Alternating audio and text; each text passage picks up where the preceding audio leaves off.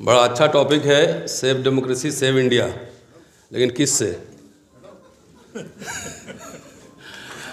सीधा और सीधा कहना है कि आरएसएस और बीजेपी से देश और संविधान को बचाओ। तुम्हारा बाप, माँ, भाई, बहन, जात, रिश्तेदार, कोई भी अगर बीजेपी से चुनाव लड़ता है तो उसके खिलाफ कैंपेन करो, उसको हरवाओ। छुट्टी लो, पैसा खर्चा करो, तब हरवाओ। सीधा और सीधा ये लड़ाई है। धर्म युद्ध है, संविधान और मनुस्मृति के बीच है। तो मैं दलित हूं और मुझे गर्व है इस बात का कि संविधान और मनुस्मृति के बीच ये लड़ाई है। तो हमारे कई सवर्ण साथी नाराज हो जाते हैं।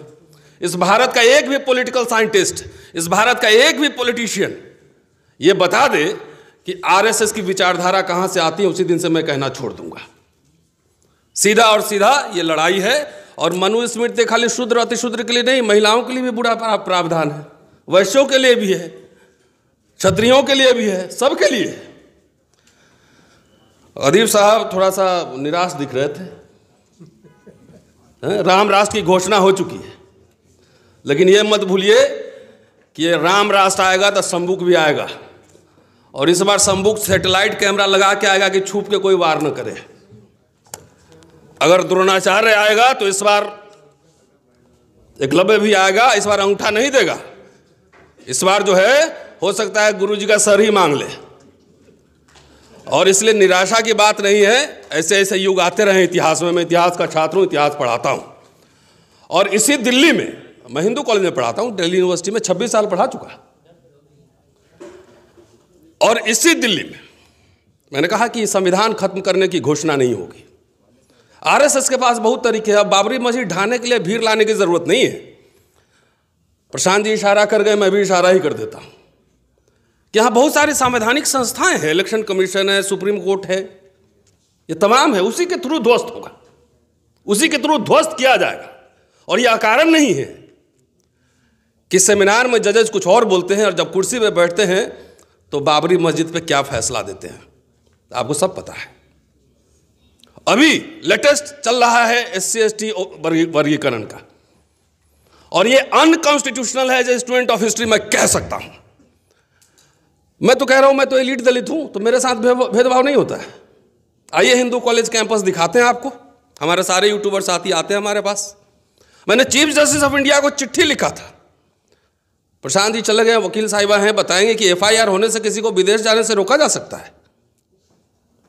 तो मुझे इंग्लैंड में अगर लेक्चर देना हो, US में लेक्चर देना हो तो रोक दिया जाता है। ये इसलिए कह रहा हूं कि इसी सिस्टम में जहां लोग, पॉलिटिकल क्लास के लोग सरेंडर कर रहे हैं, कुछ लोग हमारे जैसे भी हैं जो अपना कैरियर, जान, धमकी मिलती है, सब कुछ मिलता है, लगा के इस सिस्टम में काम कर रहे हैं और आरएसएस बीजेपी को चुनौती दे रहे हैं। बाकायदा कोई पॉलिटिकल क्लास का हमारे पास समर्थन, सपोर्ट सिस्टम नहीं है। ये वर्गीकरण की वो जो बात चल रही, कैसे एंटी कॉन्स्टिट्यूशन है।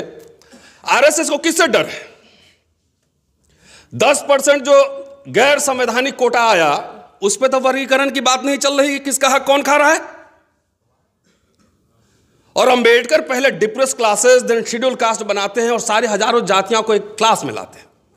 यह कोई गरीबी उन्मूलन प्रोग्राम है कि रिप्रेजेंटेशन का सवाल है?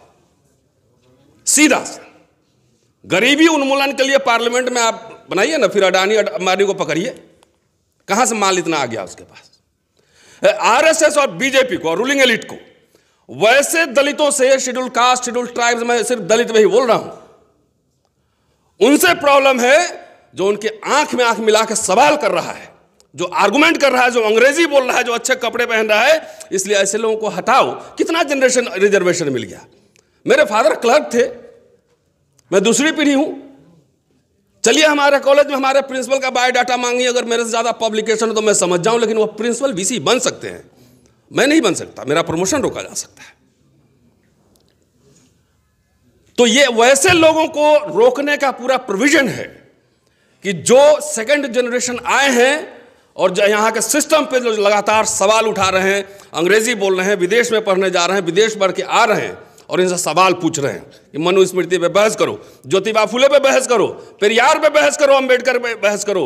ऐसे लोगों से समस्या है, पॉलिटिकल क्लास से फिलहाल नहीं है, वो सेटिंग हो जाएगा। कब सेकुलर हो जाता है, कब कम्युनल हो जाता है, समझ ही में नहीं आता है। और जहां वोट मैनेज नहीं हो रहा है, इनडायरेक्टली वोट मैनेज हो रहा है। ठीक है ना साहब, हैं? तो मैंने इसलिए शपथ दिलवाई है। एक दिन लंबा प्रोग्राम कीजिए, आएंगे तो उस दिन तबीयत से शपथ दिलवाएंगे कि राम मंदिर बना क्या, तो बोला हाँ बना। तो उसमें घंटा बजाने तुम्हें मिला क्या मौका, तो नहीं मिला, तो वोट काहे दिया फिर। चलते चलते एक पॉइंट में संविधान सभा से मैं माइनॉरिटी को लेकर अंबेडकर के 4 लाइन में आपको पढ़ के सुना देता हूं, और सुनिए, निराश होने की जरूरत नहीं है। आप जैसे सीनियर लोग निराश हो जाएंगे तो फिर हम लोग का क्या होगा, लंबा करियर है। अंबेडकर ने 4 नवंबर 1949 को संविधान सभा में कहा था, वही मैं आपके सामने रखना चाह रहा हूं। और माइनॉरिटी के लिए कहा था, माइनॉरिटी का मतलब मुसलमान खाली नहीं होता है। अरे अभी तो देश में चल रहा है, तो दलित पिछड़ों को मैं रोज समझाता हूं कि मुसलमान और ईसाई तो बहाना है, असली निशाना तुम्हारा ही है। इलेक्शन के दिन जाता है, कहता है कि सारे मुसलमान विदेश चले जाएंगे और नवाब साहब की हवेली तुमको मिलने वाला है, जमींदारी मिलने वाला है। उसको गुदगुदी लगता है, रात में सपना देख के सोता है। जो संविधान से मिला था अधिकार आरक्षण, वो तो खत्म कर रहा है, और जहां अपने नहीं होता वहां कोर्ट के थ्रू खत्म करवाता है। अंबेडकर ने संविधान सभा में कहा था, अल्पसंख्यक को जो राइट्स दिए गए थे, कि अल्पसंख्यकों को सहूलियत देने जाने का जो निर्णय संविधान सभा द्वारा लिया गया है, मेरी राय में वो सही है। इस बारे में बिल्कुल संदेह नहीं। इस देश में अल्पसंख्यक और बहुसंख्यक दोनों ने गलत मार्ग अपनाया। अल्पसंख्यकों के अस्तित्व को नकारना बहुसंख्यकों की गलती है, और अल्पसंख्यकों को अल्पसंख्यकवाद अपने सीने से लगाए रखना यह भी उतना ही गलत है। दोनों उद्देश्य साध्य हो, इसका उपाय किया जाना चाहिए। कोशिश यह की जानी चाहिए कि किसी समय अल्पसंख्यक और बहुसंख्यक एक रूप हो। धर्मांधता की भावना, आरएसएस बीजेपी क्या कर रही है सुन लीजिए, वही एग्जाम्पल दे रहा हूं। धर्मांधता की भावना को बल देकर अल्पसंख्यकों को दी जा रही सहूलियतों का विरोध करने वालों को मैं 2 बातें बताना चाहता हूं। 2 बातें। पहली बात तो यह है कि अल्पसंख्यक विस्फोटक शक्ति होती है, विस्फोटक शक्ति होती है। उसका विस्फोट होने से पूरे राज्य के बिखर जाने का खतरा है। मोदी साहब सुन लीजिए, मैं नहीं कह रहा हूं, अंबेडकर 4 नवंबर 1949, हिंदी का वॉल्यूम 40 है, अंग्रेजी का वॉल्यूम 13 है।